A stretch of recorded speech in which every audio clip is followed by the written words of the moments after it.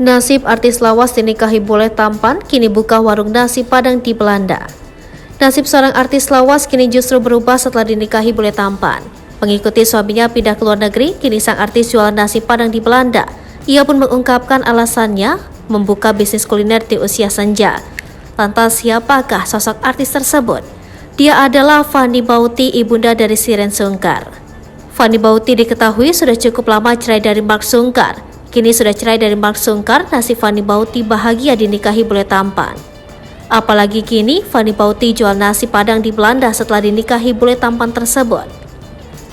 Fanny Bauti menikah dengan Mark Sungkar pada tahun 1998. Dari pernikahannya tersebut, Fanny Bauti memiliki 3 anak, salah satunya Shireen Sungkar.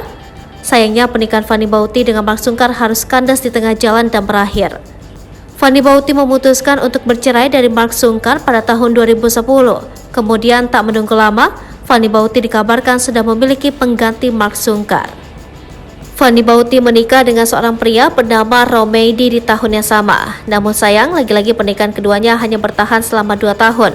Selepas dari itu, Fanny Bauti memutuskan kembali menikah dengan pria asal Belanda bernama Halis Komaker pada tahun 2014. Sebelum menikah dengan Fanny Bauti, sang suami dikabarkan sudah pindah agama. Tak hanya itu, sang suami juga memboyong Fanny Bauti untuk menetap di Belanda.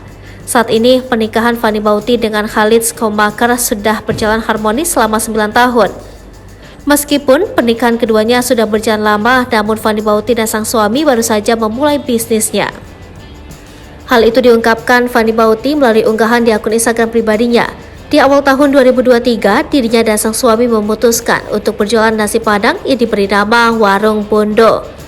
Lebih lanjut, Fanny Bauti juga mengungkapkan alasannya baru membuka bisnis kuliner di usia senja.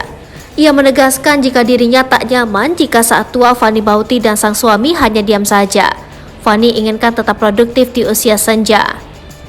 Kemudian Fanny Bauti juga nampak meminta doa kepada netizen agar usahanya diberikan kelancaran.